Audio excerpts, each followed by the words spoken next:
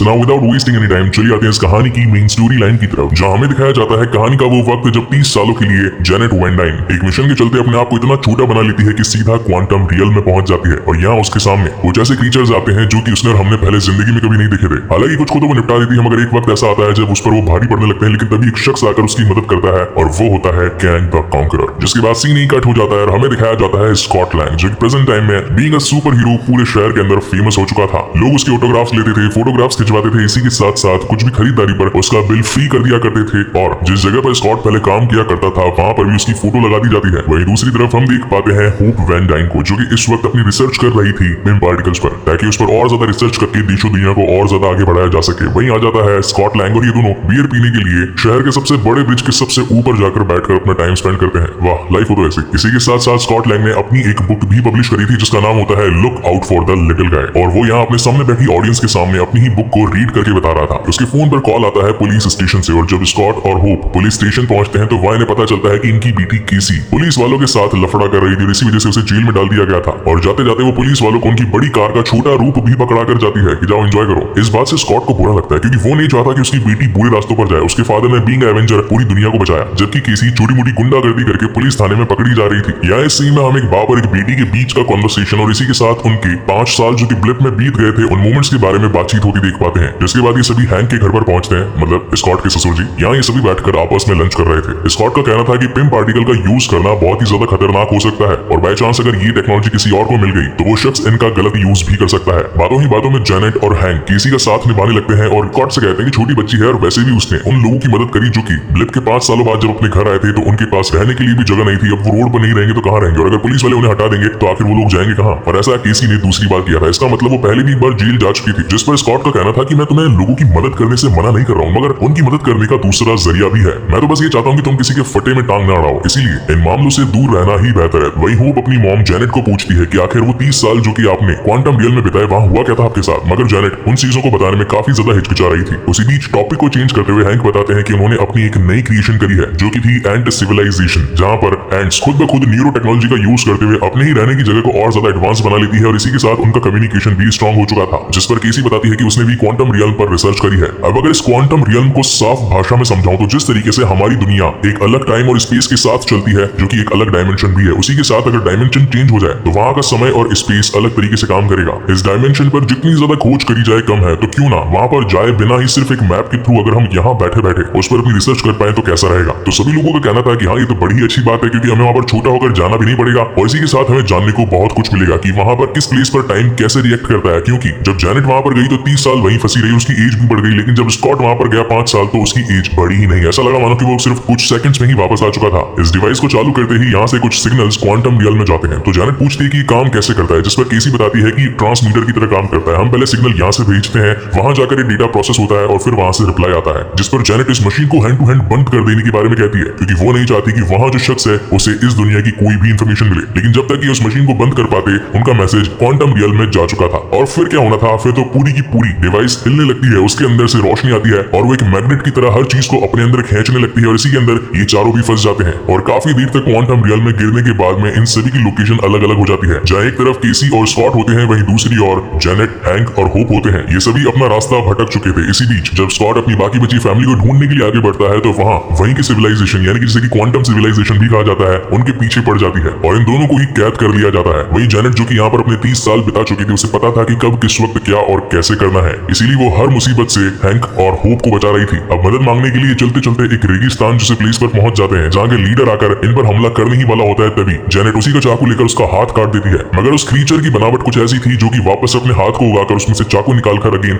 Janet के हाथ में दे देता है। और यहाँ में पता चलता है कि वो तो किसी वक्त पर जेनेट का दोस्त हुआ करता था, जहाँ वो उससे कायरल के बारे में पूछती है। अब ये मिस्टर कायरल इनकी लोकेशन से काफी ज्यादा दूर था, इसी वजह से जेनेट का नया दोस्त इन्हें एक सवारी दे डालता है। वही सीन शिफ्ट होता है स्कॉट और केसी पर, जो कि इस वक्त उन सभी क्रीचर्स के बीच में थे जो कि क्वांटम सिविलाइजेशन थी। ये लोग काफी ज्यादा चिल्लम चिल्ली कर रहे थे मगर इन दोनों को कुछ भी समझ नहीं आ रहा था। इसी बीच इन्हें एक मूस पिलाया जाता है तो केसी कहती है कि हाँ पापा इसे पी लो, सब कुछ समझ में आने लगेगा। और जैसे ही मूस को पीता है तो इन्हें वहां की भाषा समझ में आने लगती है। इसी के साथ ये जो बातें करते हैं वो भी लोग समझ। जेनेट एक मार्केट में पहुंचती है जहाँ पर इसे एक दरवाजा दिखाई पड़ता है। उस दरवाजे पर कुछ खुफिया कोड जब लगाए जाते हैं तो इन्हें एक बार में एंट्रेंस मिल जाती है। उस बार में भी वो मूस ऑर्डर करते हैं और जैसे ही हैंक और होप उस मूस को पीते हैं तो वो भी वहां के लोगों की लैंग्वेज समझने लगते हैं। इसी बीच जेनेट अपने खास आदमी से बात करवा करके कायरल को को यहाँ बुलवाती है और तब एक बड़े से स्पेसशिप में एंट्री लेते हुए कार्ल महाराज नीचे आते हैं, जो कि बताते हैं कि अब मैं आगे लॉर्ड कहलाता हूँ, तो मुझे लॉर्ड कार्ल भी कह सकती हो। खैर तुम यहाँ पर आई हो और तुम्हारे साथ 2 लोग और भी आए हैं और इसकी खबर उसे है, उसे यानी कि कैंग द कॉन्करर को। कार्ल का उससे कहना था कि यार जो वो चाहता है उसे दे दो, क्योंकि वो अपनी बातें हर किसी से मनवा ही लेता है, उसे अपनी बातें मनवाना बहुत ही अच्छे तरीके से आता है। वेल इन दोनों की फ्रेंडली टॉक को देखते हुए हैंक काफी ज्यादा जेलस फील कर रहा था, क्योंकि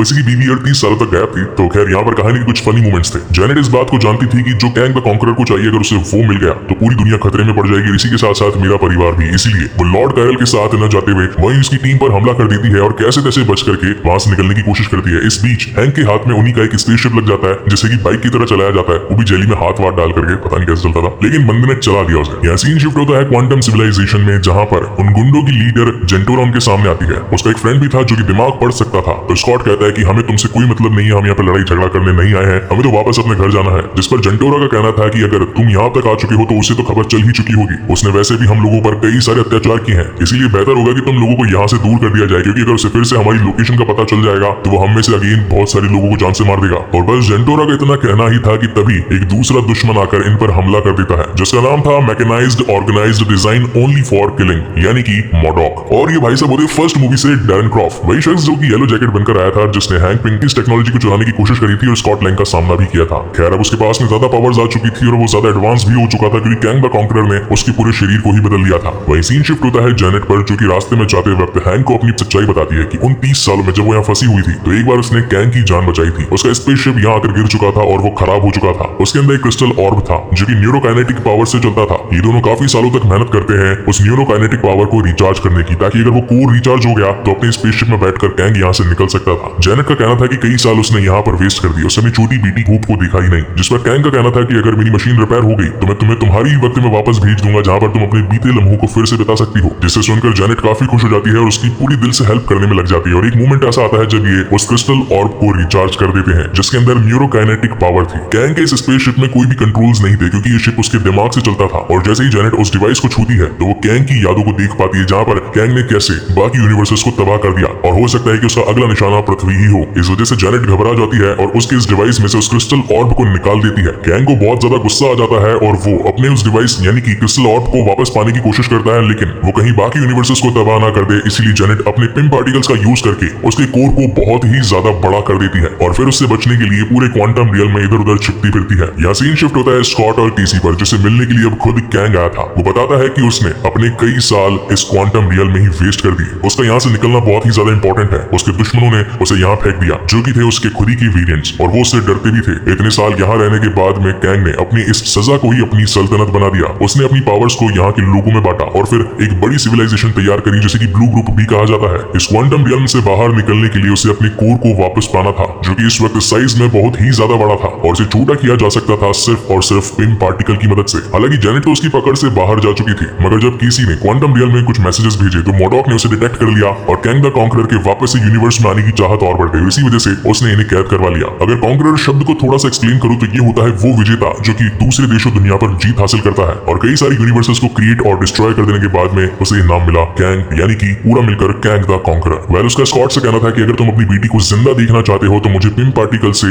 इस पूरे न्यूरोकाइनेटिक टेक्नोलॉजी को छोटा करके दो, नहीं तो मैं तुम्हारी बेटी को जान से मार दूंगा। वेल स्कॉट ऐसा करना तो नहीं चाहता था, लेकिन अपनी बेटी की जान बचाने के लिए उसे ऐसा करना पड़ता है। मगर ये काम इतना भी आसान नहीं था। उस न्यूरोकाइनेटिक पावर्स के पास में जाते ही एंटमैन की बॉडी एंटेंगल्ड हो जाती है। अब एंटेंगल्ड को भी मैंने काफी अच्छे तरीके से एक्सप्लेन किया था, जहाँ एक्चुअल पर्सनालिटी के काफी सारे रूप बन जाते हैं। सोचने और समझने में ये लोग बिल्कुल बराबर होते हैं, मगर होते खुद के ही प्रोटोटाइप है। उस क्रिस्टल ऑर्ब तक पहुंचना आसान नहीं था। एंटमैन अपनी पूरी ताकत से अपना फुल साइज बड़ा करने के बावजूद भी उस क्रिस्टल ऑर्ब के कोर तक नहीं पहुंच पाता, जिसमें होप उसकी मदद करती है और ये लोग फाइनली उसे छोटा कर देते हैं। अब यहाँ कहानी में उस क्रिस्टल ऑर्ब को पाने के लिए एक धमाधम मस्त फाइट होती है। बढ़िया सीजीआई और वीएफएक्स का यूज किया गया है। पर्सनली कहूं तो ये फाइट मुझे बहुत ही ज्यादा पसंद आई, और जब इसका 1080p प्रिंट आएगा या फिर इसे 4K रेजोल्यूशन में जब मैं एक्सप्लेन करूंगा तो ये सब कुछ देखकर आपकी आंखें खुश रहेगी। खैर आधे घंटे से भी ज्यादा चलने वाली इस फाइट को मैं ज्यादा तो एक्सप्लेन करूंगा नहीं, क्योंकि इसका मजा तो सिर्फ और सिर्फ इसे देख कर ही आएगा। So direct coming on the conclusion, Kang the conqueror की आर्मी बहुत ही ज्यादा बड़ी थी और ये सभी लोग अपने घुटने टेक चुके थे, लेकिन तभी इन सभी की मदद करने के लिए हैंक की वो चीटियां आ जाती है, जो कि हमने शुरुआत में बॉक्स में देखी थी, जो कि न्यूरो सिविलाइजेशन पर काम कर रही थी। जब डिवाइस के खुल जाने पर ये सभी उसमें खिंचकर जा रहे थे तो ये चीटियां भी यहाँ पर पहुंच चुकी थी, लेकिन जिस जगह पर ये पहुंची थी वहां पर ही कुछ ही समय में हजारों साल बिताकर आई, जहाँ पर ये अपने आप से मेंटली और फिजिकली डेवलप हो गई। इसी के साथ साथ हम व्यूअर्स को ये भी पता चलता है कि उनकी मदद करने के लिए हैंक ने इन चीटियों को नहीं ढूंढा, बल्कि चीटियों ने हैंक के यहाँ पर होने पर उसे ही ढूंढ लिया, क्योंकि इन चींटियों का तो पिता परमात्मा हैंक ही था। खैर, यहाँ पर अगेन बहुत तगड़ी फाइट होती है और ये सभी चींटियां मिलकर कैंग द कॉन्करर की कंक्रीट अलग अलग कर देती है। इसी बीच मॉडॉक भी होता है जो कि केसी के साथ फाइट कर रहा था, लेकिन केसी से समझाती है कि चंपू मत बनो, असली सुपर हीरो बनो, और वो भी एंड में एक एवेंजर की मौत मरता है। अब ये कैंग द कॉन्करर इतना बड़ा विलन है तो एकदम से तो मरेगा नहीं। तो जिस वक्त न्यूरोकाइनेटिक पावर्स का यूज करते हुए जेनेट, हैंक, होप और केसी क्वांटम रियम से बाहर निकल चुके थे और बारी थी स्कॉट की, लेकिन तभी वो अगेन हमला कर देता है। अब स्कॉट नहीं चाहता था कि वो इस दुनिया में आकर हम सभी पर अपना कहर बरसा दे, इसीलिए वो अकेला ही कैंग द कॉन्करर से भिड़ जाता है। दोनों के बीच में ही हैंड टू हैंड कॉम्बैट होता है, जबरदस्त फाइट होती है। अब कहीं स्कॉट को कुछ हो न जाए, इसीलिए होप उसे बचाने के लिए अपनी जान को जोखिम में डालकर अगेन क्वांटम रियल में आ जाती है और ये दोनों मिलकर कैंग द कॉन्करर को धूल चटा देते हैं, मगर इसी बीच वहीं फंसे रह जाते हैं। अब मुझे तो ये लग रहा था कि हर बार एंटमैन की सीरीज में यही होता है, कभी मां फंस जाती है, कभी बाप फंस जाता है, फिर कभी पति पत्नी फंस जाते हैं और नेक्स्ट पार्ट में उनको निकालने की पूरी प्लानिंग चलती है। मगर इस बार ऐसा नहीं हुआ। वहीं के वहीं उसी मूवी में ऑन द स्पॉट केसी ने अपनी मशीन को ऑन करके वहां सिग्नल्स भेजे और न्यूरोकाइनेटिक पावर से ये दोनों ही वापस से क्वांटम रियम से अपने डायमेंशन में आ सके, यानी कि अर्थ 606। मूवी के एंड में हम देख पाते हैं कि पूरी फैमिली एक हो चुकी थी और स्कॉट अगेन अपनी रूटीन लाइफ में पहुंच चुका था, जहां पर सभी लोग उसे बीइंग अ सेलिब्रिटी मानते थे और एवेंजर का दर्जा भी देते थे और उसकी वापस से कूल लाइफ में उसे मजा आ रहा था। और हैप्पी एंडिंग के साथ ये मूवी यहीं पर खत्म होती है। और अब जिस चीज का आप लोग इंतजार कर रहे थे, यानी कि इसका mid credit and post credit, जिसने पर्सनली इस पूरे मूवी में एक नई जान फूंक दी। मतलब जो लोग बोर भी होंगे